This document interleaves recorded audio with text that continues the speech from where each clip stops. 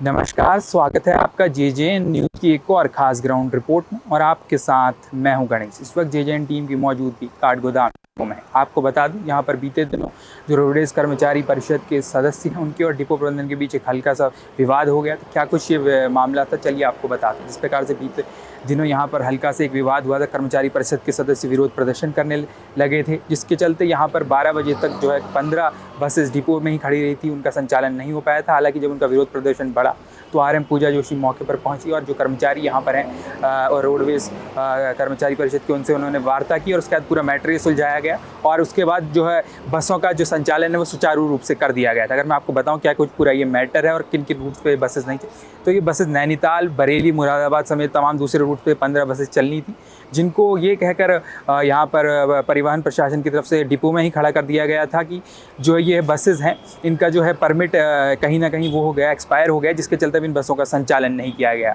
जाएगा। उसके बाद जो चालक परिचालक इन बसों के थे वो कहीं ना कहीं विरोध में आ गए थे। उनकी तरफ से कहा गया था कि एकदम से इस प्रकार से जो है बसों को नहीं रोका जाना चाहिए।